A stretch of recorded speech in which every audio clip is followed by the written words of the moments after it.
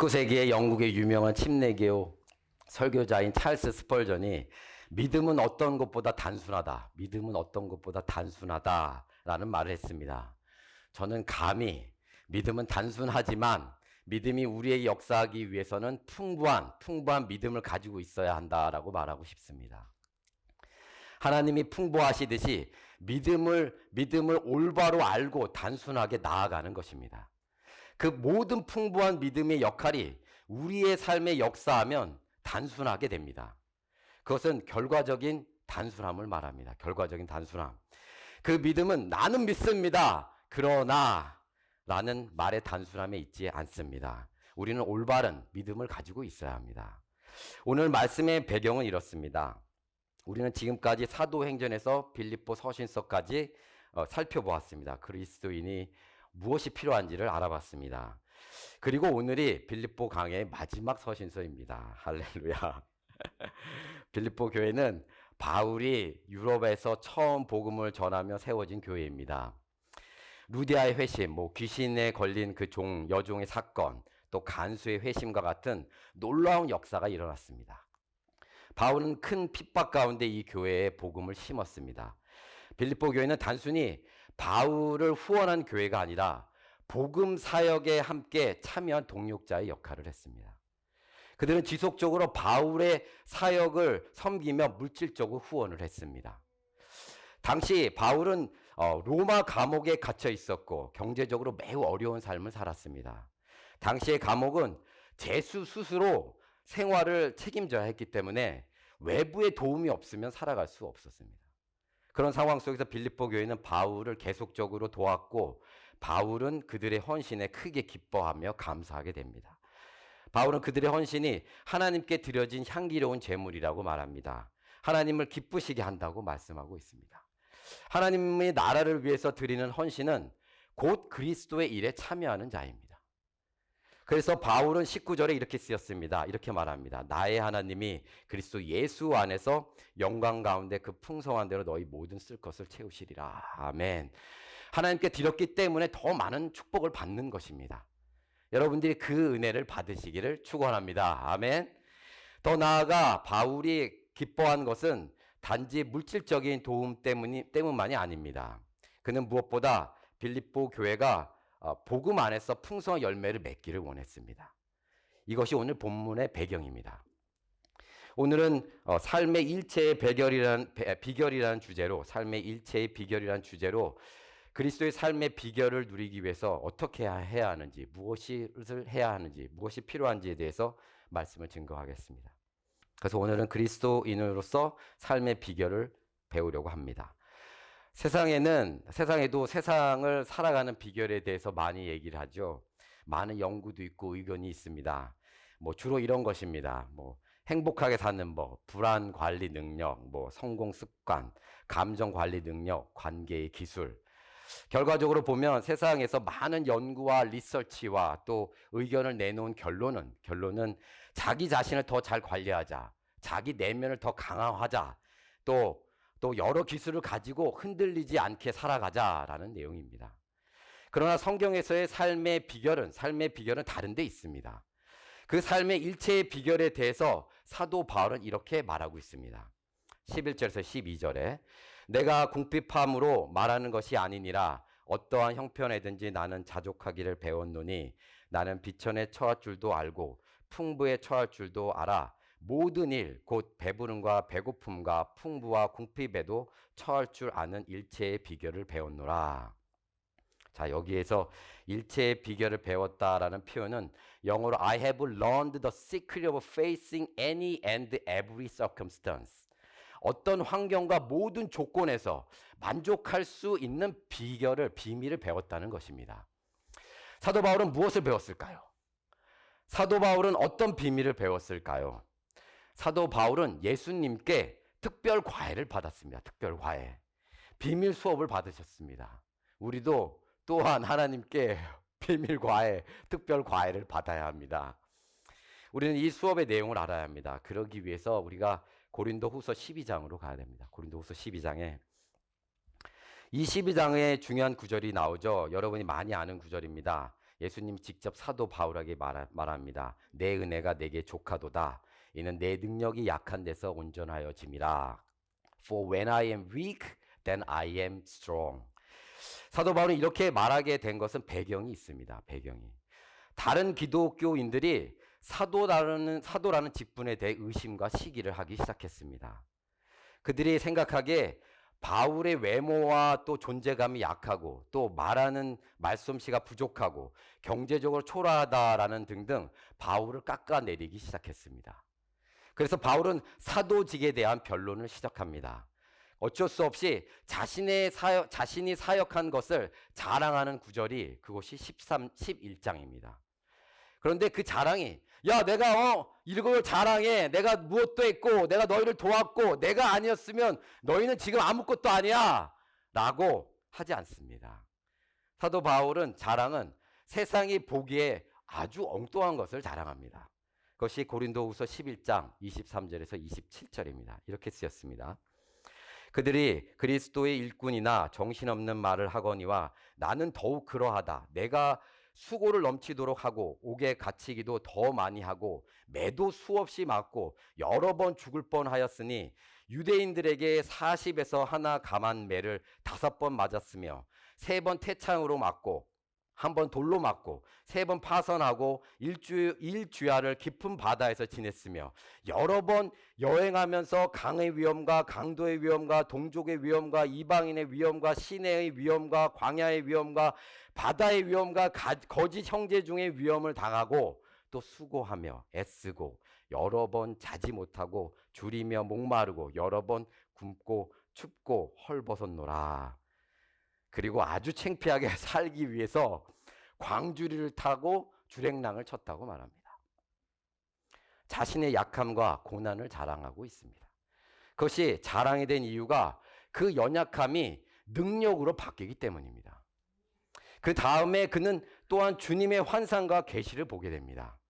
그는 셋째, 세 번째 하늘로 가서 즉 낙원에 가게 됩니다. 그곳에서 하나님을 직접 만나게 됩니다. 그것이 고린도후서 12장 7절입니다.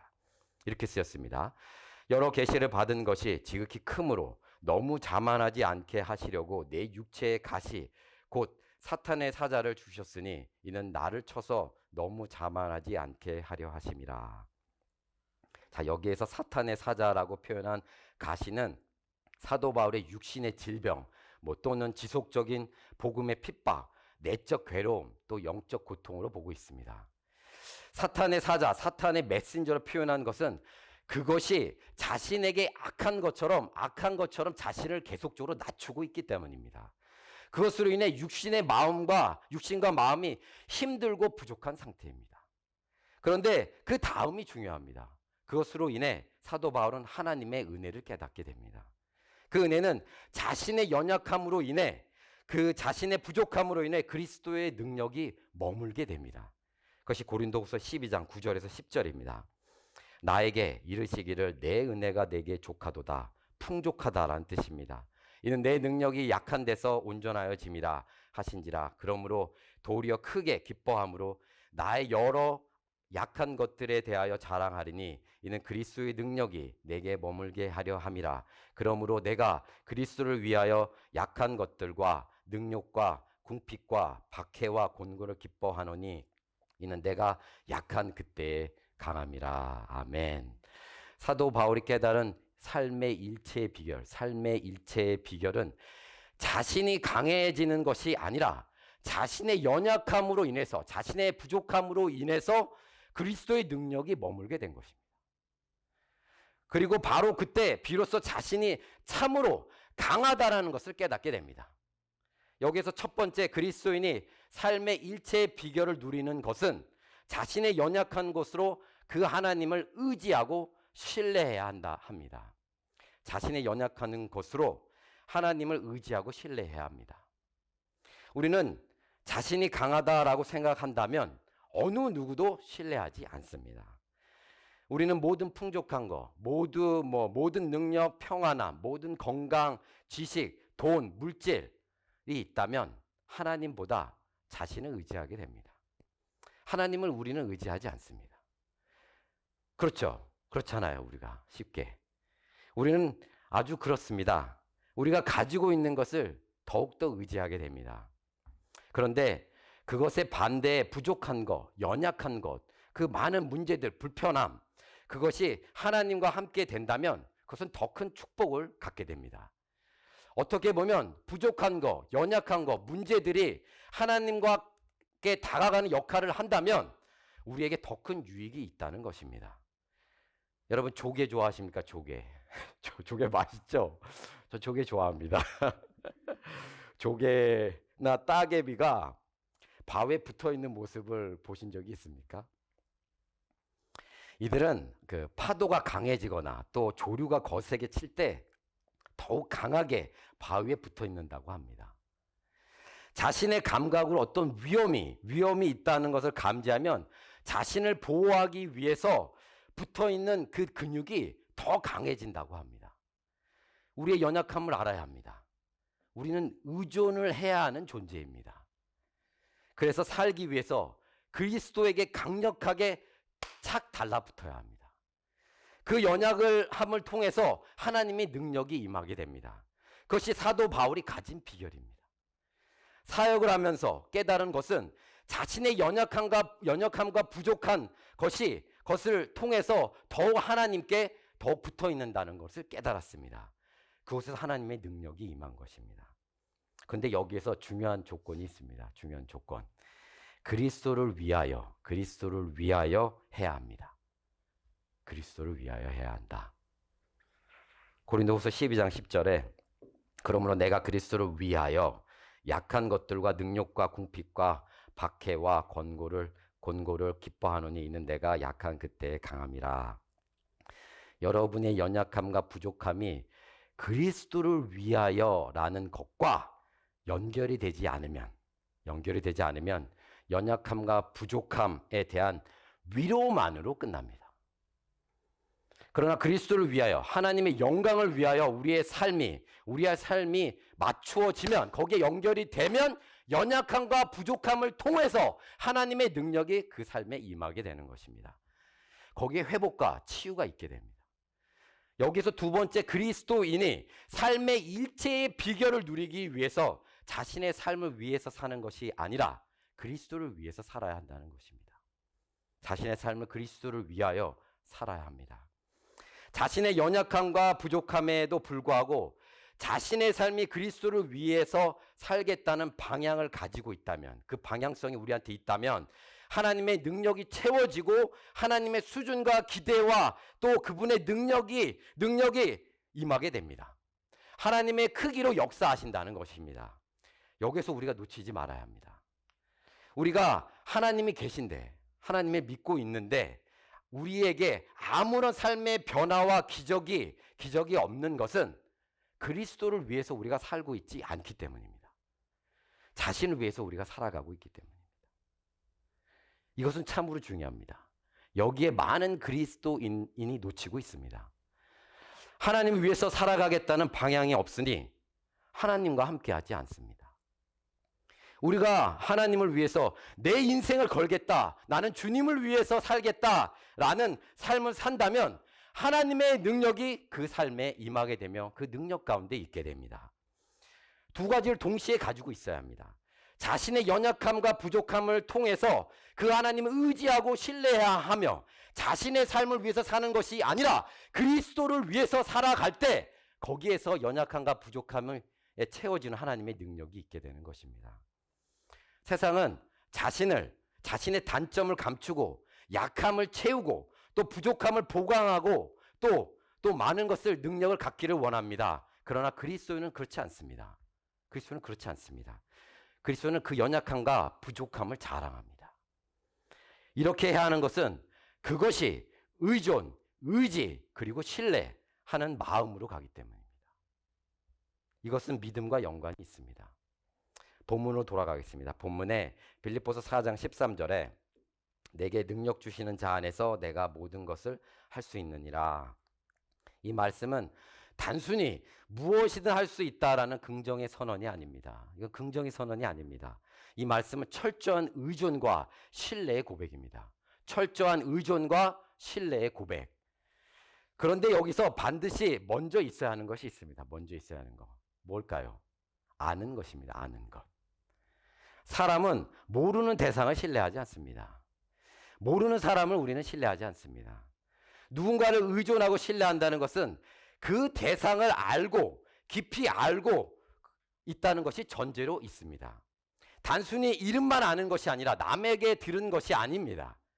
그 사람의 능력을 알고 그 사람의 성품을 알고 그 사람의 존재를 알고 깊이 경험적으로 아는 것입니다. 우리는 상대방의 능력을 알 때 의지하게 되고 그 상대방의 성품을 알 때 신뢰하게 됩니다. 결국 의존과 신뢰는 믿음에서 나오게 됩니다. 의존과 신뢰는 믿음에서 나옵니다.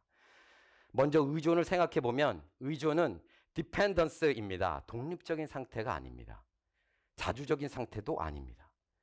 완전히 붙어 있는 상태입니다. 스스로 공급을 해결하는 것이 아니라 다른 대상으로부터 공급과 또한 도움과 힘을 받는 것입니다. 특별히 남자들이 그런 경향이 있습니다. 남들에게 도움을 요청하거나 약한 것으로 인해 의지하고 있다는 것을 드러내는 것을 부끄러워합니다. 남자들은. 제가 좀 그런 것 같습니다. 길을 잃어도 잘 묻지 않습니다. 뭐 옐프도 있고 구글 맵, 애플 맵도 있는데 결국 어느 시간에는 이제 물어봐야 할 때가 있습니다. 우리가 여행 가면 결국 사람에게 물어봐야 하는데 그런데 그것을 쉽게 하지 않습니다. 가족 여행을 가면 저희 사모가 항상 저에게 물어보면 되잖아. 그 얘기를 들어도 안 물어봅니다. 끝까지 제가 이제 해결하려고 합니다. 어떻게 보면 어떤 남자의 어떤 자존심 같은 거. 나는 혼자서 할 수 있다. 나는 할 수 있다. 난 누구에게 의지하지 않아도 돼. 라는 그런 마음이 남자들한테 많습니다. 그런데 그리스도인은 그렇지 않습니다. 그리스도인은 그리스도께 완전히 의존하는 사람입니다. 그런 존재입니다. 스스로 충분한 사람이 아닙니다. 주님 없이는 저는 살 수 없습니다. 라고 고백하는 사람입니다. 그래서 신앙은 독립선언이 아니라 의존의 고백입니다. 의존의 고백. 예수님께서도 말씀하셨죠. 요한복음 15장에 나를 떠나서는 너희가 아무것도 할 수 없느니라. 나를 떠나서는 아무것도 할 수 없느니라. 포도나무와 가지의 비유입니다. 우리는 가지입니다. 포도에 떨어지게 되면 우리는 죽게 됩니다. 마르게 됩니다. 생존성을 얘기하는 것입니다. 생존성. 우리는 하나님과 함께하지 않으면 우리는 죽습니다. 여러분이 정말로 살고 싶다면 그리스도와 함께해야 합니다. 생존성을 말하는 것입니다. 그것이 의존입니다. 의존. 그리고 나서 그 다음은 신뢰입니다. 성경에서 신뢰는 믿음에서 나오는 의로움입니다. 믿음에서 나오는 의로움. 깊은 관계성에서 나오는 믿음입니다. 신뢰는 상대방을 더욱 알고 있을수록 그 신뢰성이 쌓여가게 됩니다. 로마서 1장 17절에 복음에는 하나님의 의가 나타나서 믿음으로 믿음에 이르게 하나니 기록된 바 오직 의는 믿음으로 말미암아 살리라 함과 같으니라. 믿음은 구원의 믿음과 신뢰의 믿음이 있습니다. 성경에서는 먼저 무엇을 믿어야 하는지를 말씀하고 있습니다. 이 믿음을 통해서 그 하나님을 알고 그 하나님이 무엇을 했는지를 믿게 돼서 그 구원을 갖게 되는 것입니다. 그것이 구원의 믿음입니다. 이 믿음은 어떤 한순간을 의미하지 않습니다. 이것은 계속적으로 운동하고 유지하고 발전해야 합니다. 그 진정한 믿음이 있으면 다음 단계로 넘어가야 합니다. 멈춰져 있는 믿음은 옳지 않는 믿음입니다. 그리스도의 장성한 분량까지 우리는 성장을 해야 합니다. 그것이 신뢰의 믿음입니다. 신뢰의 믿음. 이 신뢰의 믿음은 구원의 믿음으로 계속적으로 운동하는 믿음입니다. 운동하는 믿음. 이 신뢰함은 자신의 삶을 맡기는 것입니다. 그리스도께 맡기는 것입니다. 더 나아가 그것은 자신의 삶이 자신의 것이 아님을 깨닫고 그리스도를 위해서 더욱더 주님을 신뢰하는 것입니다. 우리 인생은 반드시 구원의 역사 안에 있어야 합니다. 믿는 자가 구원에 있는 삶을 살아야 한다는 것입니다. 그렇지 않으면 아무것도 되지 않습니다. 그렇지 않으면 믿지 않는 자와 별 차이가 없습니다. 믿음이 역사하지 않는 삶을 살기에 능력이 없는 삶을 우리는 살아가는 것입니다. 삶의 풍요를 놓치게 됩니다. 무슨 말인가요? 예수 그리스도의 십자가로 인한 구원의 증거, 구원의 성취가 그 구원을 통한 하나님께 영광과 찬양을 올리는 삶을 살아가야 한다는 것입니다. 구원의 기쁨을 충만하게 그때 돼서야 누릴 수가 있습니다. 믿음의 성장은 행위로 이루어진 것입니다. 어떤 행위입니까? 믿음이 있고 그 믿음으로 하나님을 찬양하는 삶으로 가는 것입니다. 삶의 주체를 우리로 가지고 있다면, 이 부분은 역사하지 않습니다. 이것은 우리의 종속, 우리가 하나님께 의존해야 한다는 것입니다. 이것은 신뢰함을 말합니다. 아무든지 나를 따라오려거든 자기를 부인하고 자기 십자가를 지고 나를 따를 것이니라. 이것이 신뢰함입니다. 이것이 예수를 따르는 삶입니다. 이것이 신뢰하면서 예수를 따르는 이 삶을 통해서 그리스도의 능력이 머물게 됩니다. 이것이 하나님께서 바라시는 삶입니다. 청교도는 믿음을 기대 누움이라고 말했다고 합니다. 기대 누움. 상대방에게 자신의 체중의 모두를 기대는 것입니다. 믿고 있는 자에게 자신의 삶을 의지함으로 신뢰하는 것입니다. 그런 거 있잖아요. 여러분이 사랑하는 사람이나 친구한테 상대방의 어깨에 자신의 모든 것을 이렇게 기댈 때가 있지 않습니까? 그렇죠? 근데 상대방이 이거를 쫙 빼면은 어떻게 됩니까? 그냥 쓰러지고 맙니다. 그런데 그리스도인이 기대는 그 하나님은 절대로 빼지 않으십니다.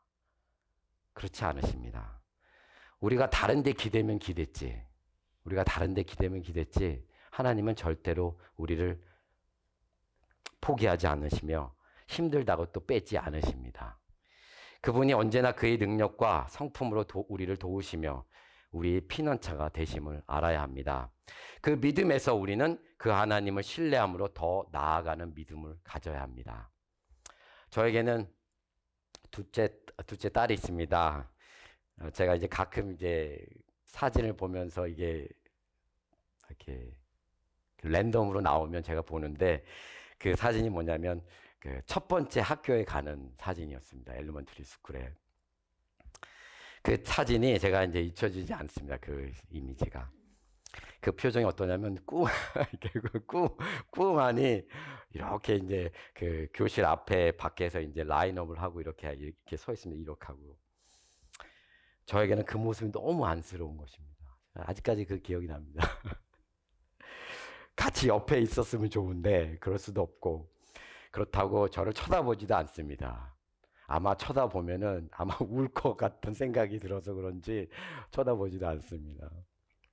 부모에게는 사랑하는 자녀가 부모 곁을 떠나는 상황일 때 부모는 언제나 아쉽고 안쓰러움이 있습니다. 하나님께서 이렇게 동일한 마음을 가지고 계십니다. 누가복음 10장 3절에 이렇게 쓰였어요. 갈지어다 내가 너희를 보냄이 어린 양을 이리 가운데로 보냄과 같도다. 하나님은 걱정하고 계십니다. 안쓰러워하십니다. 부모의 마음처럼 안쓰러운 것입니다. 다치지는 않을까? 이리에게 먹히지는 않을까? 걱정하시는 것입니다. 그리고 나서 주님이 이렇게 말씀하십니다. 전대나 배낭이나 신발을 가지지 말며. 무슨 말입니까? 너희들의 필요를 내가 채우겠다는 의미입니다. 내가 채우니 나를 신뢰해라. 나를 신뢰하고 나와 함께 하자라고 말씀하십니다. 그러니 세상이 두렵지 않는 것입니다. 세상이 더 이상 두렵지 않습니다. 그 전능하신 하나님께서 나와 함께 계시고 두려워하지 말라. 그 능력이 저희들한테 있습니다. 신뢰함은 사랑에서 나옵니다. 이 신뢰함은 일방적일 수가 없습니다. 올바른 사랑의 관계에서 만들어지는 그것이 진정한 신뢰함입니다.